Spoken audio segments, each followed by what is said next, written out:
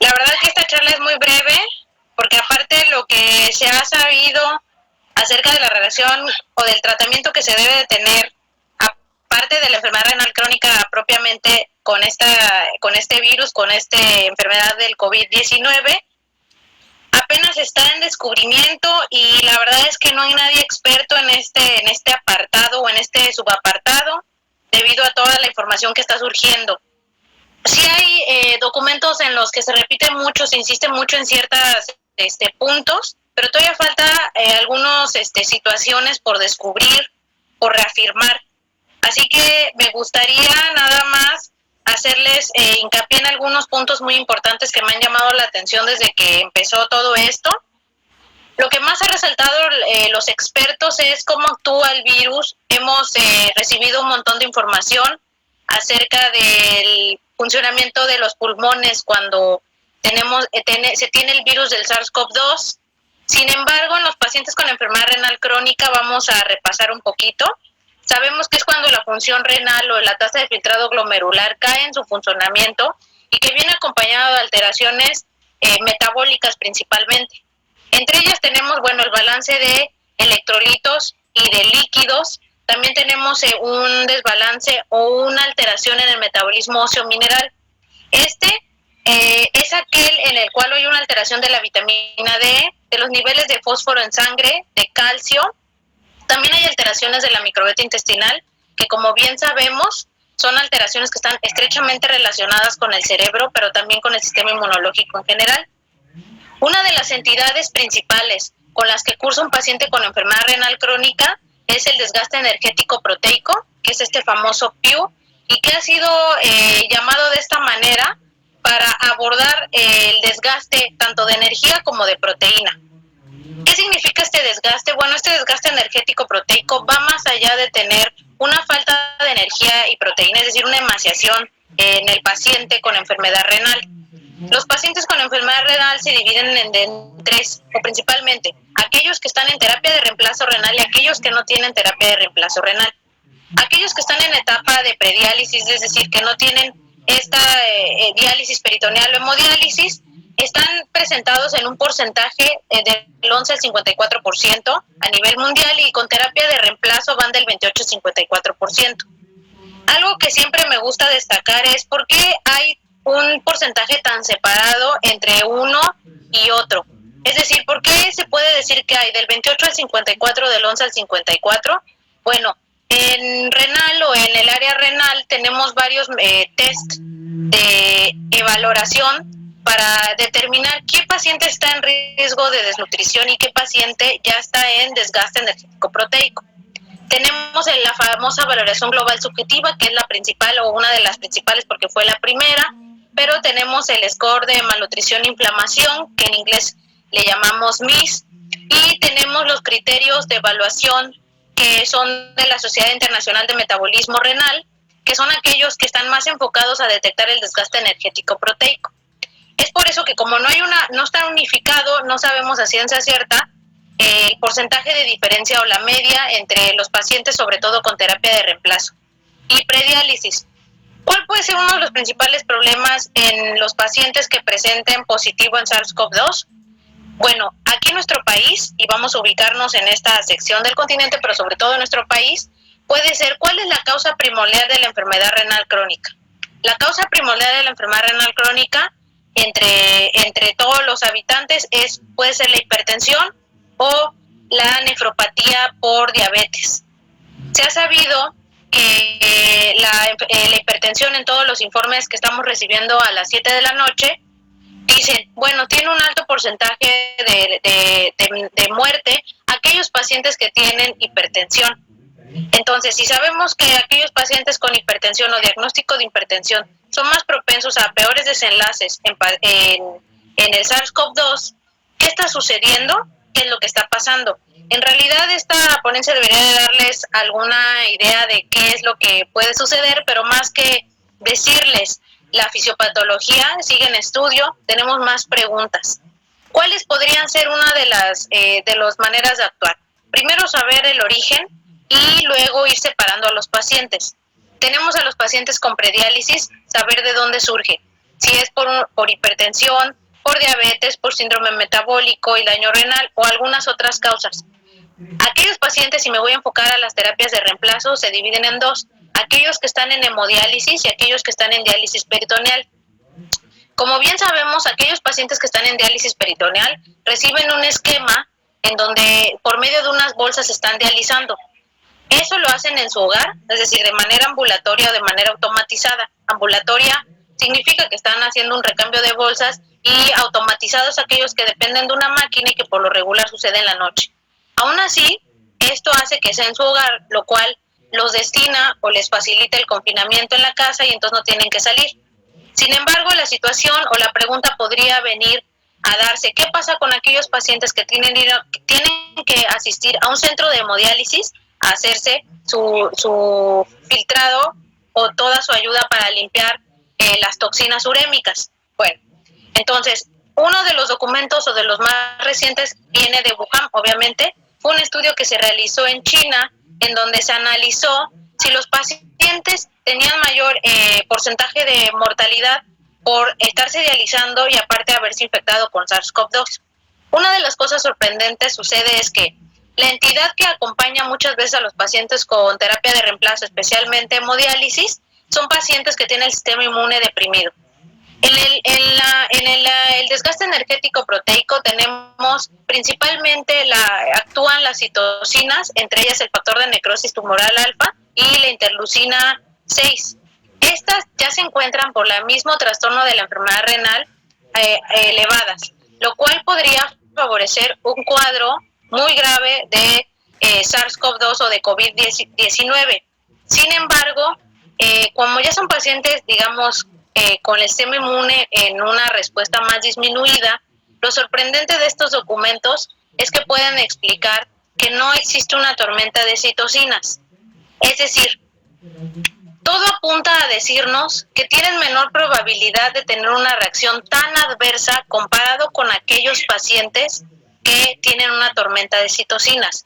Voy a hacer el siguiente ejemplo. Por ejemplo, leemos en las noticias o nos dicen en las noticias que para los niños puede suceder que este virus no sea tan letal.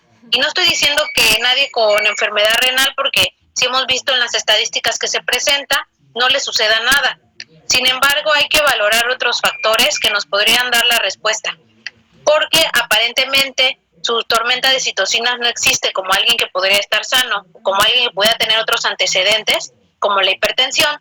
Y el mecanismo de la hipertensión también ya lo han explicado a través del tipo de antihipertensivos que se consumen o que van a sustituir para la entrada del virus. Sin embargo, aquí puede explicarse, como no hay esa tormenta de citocinas, puede ser que ya tengan propiamente disminuida la respuesta inmunológica y entonces no suceda tan fuerte. Lo mismo sucede con los niños. Dan el ejemplo que ellos están más habituados a tener gripes estacionales o este tipo de reacciones, por lo tanto pueden caer hasta sintomáticos sin tener ninguna situación de los síntomas y los signos que nos han estado pues platicando a lo largo de estos días que hemos estado en casa o que hemos estado viendo cómo evoluciona esta pandemia.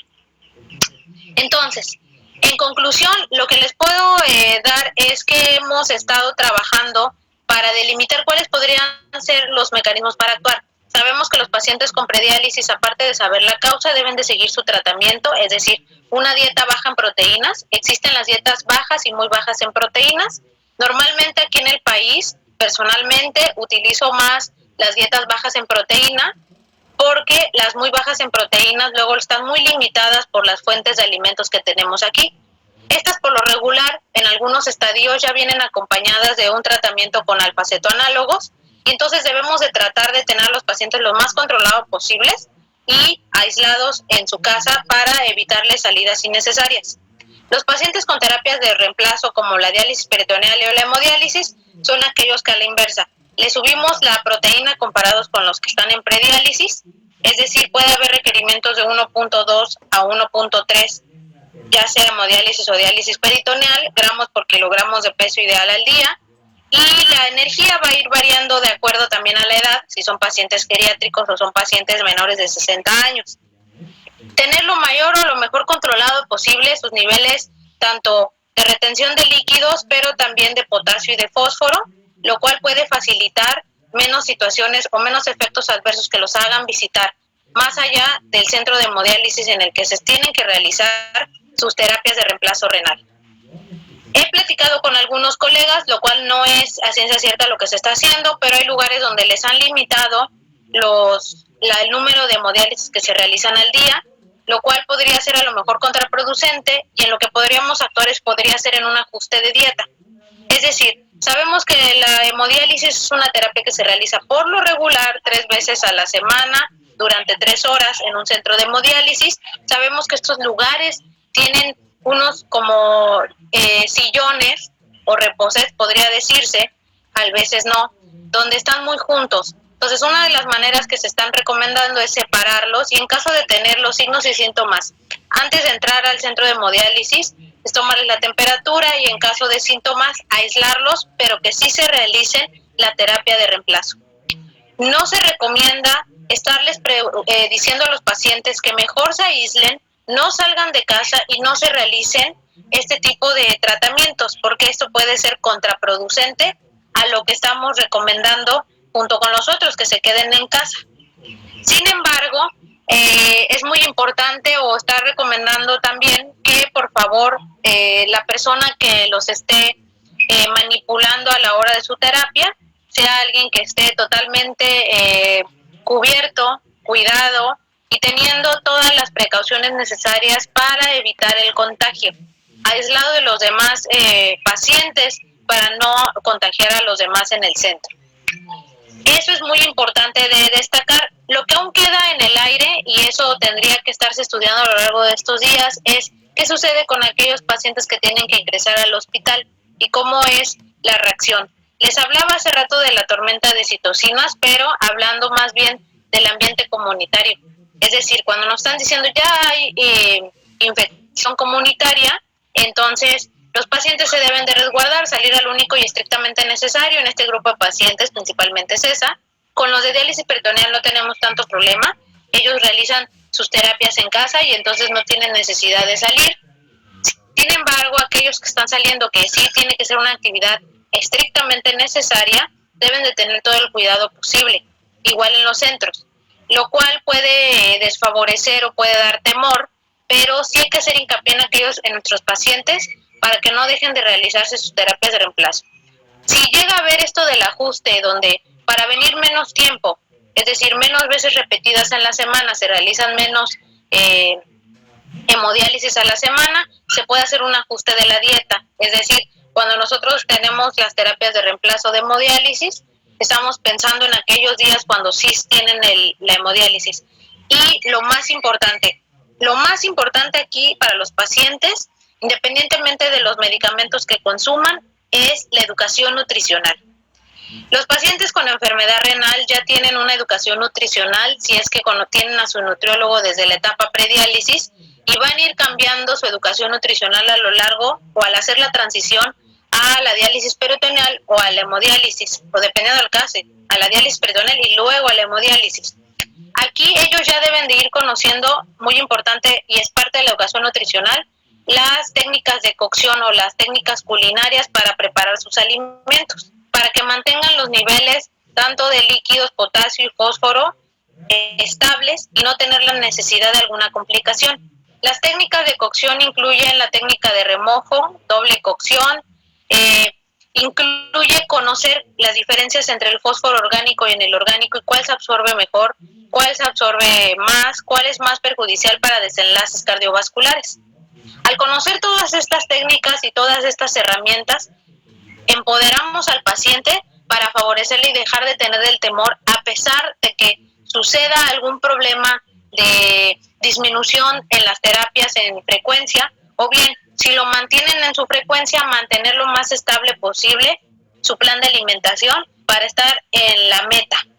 Entonces, lo que a mí me gustaría concluir es que todavía no tenemos nada establecido para seguir como un libro y decir vamos a hacer esto, sino que se nos va presentando o se nos está presentando a lo largo de este trayecto y evolución del virus. Todos estamos aprendiendo Y así como les puedo estar platicando esto, yo sé que en 15 días esto puede cambiar radicalmente. Esto nada más es una propuesta para que estemos un poco más orientados en el paciente con enfermedad renal crónica. En otros apartados seguramente se va a estar hablando de otras situaciones renales particulares, pero yo me quise abocar a los pacientes con enfermedades renales crónicas en cualquiera de sus etapas. Entonces, como conclusión, podría decir que mantenerlos en sus niveles es lo más importante, ya sea en prediálisis y en terapias de reemplazo. Conocer muy bien el historial del paciente para saber de dónde proviene esa enfermedad renal. También tenemos otras situaciones. Conocer su centro de hemodiálisis, en dónde se hemodializa y si ha cambiado algo de su tratamiento respecto a esta pandemia. Saber orientar y saber dar un mensaje claro acerca de la educación nutricional, que quede claro qué es lo que tienen que hacer y cuáles serían las mejores herramientas en estas etapas. Falta ir viendo que no hay escasez de alimentos, lo cual puede limitar las opciones. No son pacientes tan limitados, lo que pasa es que hay que entender y saber cómo darles los alimentos que deben de consumir. Entonces, para continuar, todavía esto dejo en pendiente algunos temas que no tenemos muy claros todavía y espero que sigan saliendo. Ya está ahorita surgiendo un documento que va a hablar un poco de ciertos grupos de alimentos que podrían favorecer al sistema inmunológico con un paciente renal, pero está todavía en preaprobación, lo cual no quise incluir en este caso, y entonces seguiremos estudiando para estarles compartiendo todo lo que sigue surgiendo en torno al SARS-CoV-2 y a la enfermedad del COVID-19. Agradezco mucho a Sabi y a todos los que me han invitado a participar en esta ponencia y espero haber sido de utilidad. Muchas gracias, Diana. Algo que me gustaría que conversáramos un poco es que si bien el cuidado que debemos de tener con el paciente en enfermedad renal, como tú decías, se está enfocando mucho la atención, el seguimiento, porque al final es un virus que afecta principalmente vías respiratorias, pero el tener esta enfermedad antes del contagio pues pone en riesgo a los pacientes y el porcentaje de pacientes en México con enfermedad renal pues no es poca. No. Esos puntos que tendría que considerar también el nutriólogo, como tú dices, pues, que no dejen de asistir a sus terapias, pero también qué herramientas como, o sea, sí que vayan, que hagan la terapia de manera aislada, pero qué otras herramientas tú que sigues viendo a tus pacientes recomiendas con los nutriólogos para que en este aislamiento pueda tener el paciente su seguimiento con el nutriólogo. Bueno, yo la verdad es que esto ya es personal, no ha salido bueno, ya lo están promoviendo, pero cuando al principio, es que siento que hemos vivido mucho, pero no hemos vivido mucho. Al principio de esto, yo vi que empezaban a recomendar, yo le estoy dando seguimiento a los pacientes, sobre todo los que el origen es la diabetes y la hipertensión, que es la mayoría, la verdad no son pocos. Yo sí les he dado el seguimiento vía remota, es decir, por videollamadas, y estarles explicando y haciéndoles hincapié. Dentro de estas herramientas también recomendarles, independientemente de lo que se está diciendo, yo sí les recomiendo que salgan con cubreboca, que sí se me hace una razón importante por la cual sí salgan al menos al centro de hemodiálisis, porque si hay alguien asintomático y está platicando con ellos y están juntos o más o menos pegados entre una máquina y la otra y se están hemodializando, sí recomiendo que se use el cubrebocas. También hacerles hincapié que es importante mantener sus niveles de cualquier parámetro bioquímico que estemos tomando, y muy importante, sabemos que los pacientes, sobre todo los que cursan con desgaste energético proteico, pueden perder el apetito por el mismo desgaste.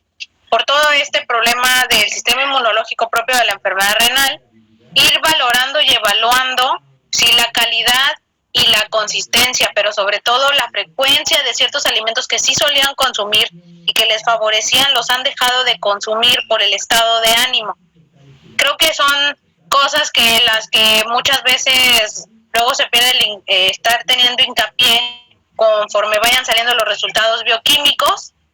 Sí he hecho hincapié con ellos y bueno, sí no hacerlos convivir o interactuar conmigo directamente personal, pero también en el caso de que yo viera otro grupo de pacientes, otro tipo de pacientes que interactúan conmigo y yo ser asintomática, evitar el contagio por ningún motivo. Digo, estoy diciendo lo de las tormentas citocinas, pero de todas maneras evitar cualquier situación. Algo destacable a decir también aquí que se relaciona con la fisiopatología, sabemos que estos pacientes pueden cursar con acidosis. O sea, es uno de los grandes problemas de un enfermo renal, sobre todo en terapias de reemplazo. Si sabemos que una acidosis se puede controlar por la parte pulmonar y pues no se controla por la parte renal, que es la más tardía, entonces, si tengo una enfermedad que ataca principalmente las vías respiratorias y los pulmones, un paciente con enfermedad renal no va a poder mitigar esos daños. De hecho, eso ya se puede explicar en otro apartado de riñones, pero aquí puede ser otra complicación de la complicación. O sea, dentro del paciente desgastado o con mayor riesgo de desgaste, puede tener otra complicación. Lo que a mí me llama la atención diciendo esto de la fisiopatología, la verdad es que esto puede ser una tontería y a lo mejor más adelante ya se explica y todo sucede, es que finalmente el paciente con enfermedad renal, su principal desenlace es cardiovascular, lo cual para mí lo hace riesgoso en este sentido del SARS-CoV-2. Pero también su desenlace aquí puede ser la complicación de una acidosis que no se pudo controlar con nada. Y la acidosis es complicación de lo renal que se le mezcló con lo pulmonar. Y entonces ahí es cuando podría ser muy complejo el tratamiento. También han salido, pero son muestras muy pequeñas, uno que otro documento como diciendo, pero estos pacientes no, su complicación principal no es los pulmones, sino propiamente la etiología de la enfermedad renal crónica y cualquiera de sus manifestaciones finales. Y sí, es como toda la enfermedad renal crónica, siempre digo, a veces los pacientes no se mueren del daño o del filtrado disminuido, se mueren de esa complicación cardiovascular que es el desenlace.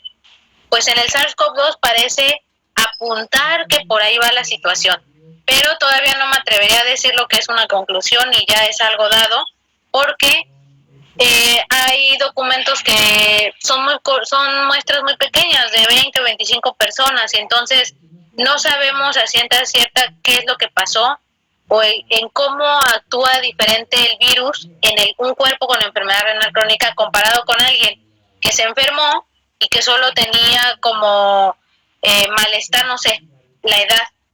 Y entonces no sé decir, lo que sí les puedo concluir es que aparentemente aquí en México lo que predomina son las enfermedades cardiovasculares, pero predominan las enfermedades también metabólicas. Ese puede ser nuestro punto débil comparado con otros países como Italia, que lo que más veíamos son pacientes de edad muy avanzada, ni avanzada, muy avanzada, y que fue lo que ha determinado. Entonces yo creo que acá vemos que la media, hasta donde me quedé en las conferencias, no era de pacientes de muy edad avanzada, era más bien aquellos que tienen enfermedades cardiovasculares o metabólicas. Lo vemos, dicen, son el mismo porcentaje de hipertensión, es el mismo porcentaje con pacientes que viven con obesidad, y un poquito más abajo viene la diabetes y me parece que la enfermedad renal crónica. O sea, no es la primera, pero sabemos que la hipertensión es camino descontrolada, es camino a enfermedad renal crónica también. Entonces me ha llamado mucho la atención, yo esperaba que esto fuera un poco mayor el porcentaje, y hasta ahorita me ha sorprendido muchísimo que ha sido la hipertensión al mismo nivel que los pacientes como que viven con obesidad.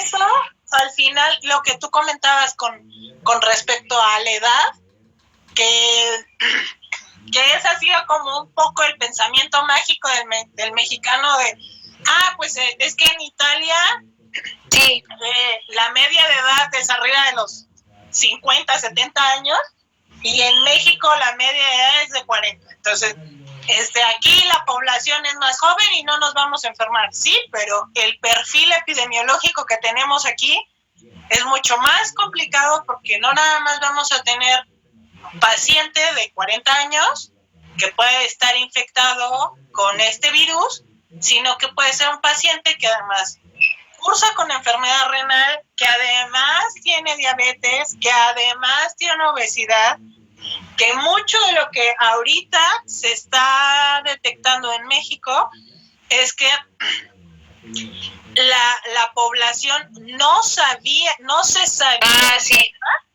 Y entonces lo están comentando como debutó diabético o debutó con diabetes, y realmente así lo están expresando en los medios, tanto institucionales como de prensa, es que los pacientes están debutando diabéticos como a raíz del virus, y no, es que los pacientes ya venían con una complicación derivada de la diabetes, no se habían identificado, y hasta que llegan al hospital y se dan cuenta de sus cifras o renales o metabólicas o cardiovasculares o de glucemias, es que se están dando cuenta que ya traían una enfermedad y que esto al final les exacerbó y les puso en riesgo también para el desarrollo y el fatal desenlace que pudieran tener por ser población en riesgo. Entonces, creo que Es algo que, bueno, falta tiempo, pero es algo que sucede mucho con los pacientes con enfermedad renal, Tienen diabetes y no sabían que tenían enfermedad renal. Tienen hipertensión y no sabían que tenían enfermedad renal. Y por medio de este tipo de cosas, luego se empiezan a dar cuenta. Me tomé análisis y sí, ya les dicen, tiene daño renal etapa fulana de tal, etapa 2, etapa 3, etapa 3B, que luego sucede mucho con el paciente con diabetes. Es raro en la práctica decir, o mi práctica decir, me llegó un paciente con diabetes con estadio 2. La verdad es que cuando ya llegan, vienen en estadio 3B, estadio 4, de los 5 que son. En hipertensión es más fácil que por hallazgo se lleguen a controlar la hipertensión y les diga, a ver, vamos a evaluar los riñones y ya empezamos a descubrir. Pero en diabetes, así como muchos no sabían que tenían, muchos no van a saber también que están en prediálisis, como quien dice. Entonces, este fenómeno también va a ser importante valorar cómo va cambiando la perspectiva del mexicano respecto a su salud, que es algo que se ha hecho hincapié en las últimas conferencias, que a las 7 de la noche ya se ha hecho mucho hincapié en el estilo de vida, especialmente en el tipo de alimentación que estamos llevando a lo largo de los años, la calidad más que el tipo, la calidad de alimentos que consumimos.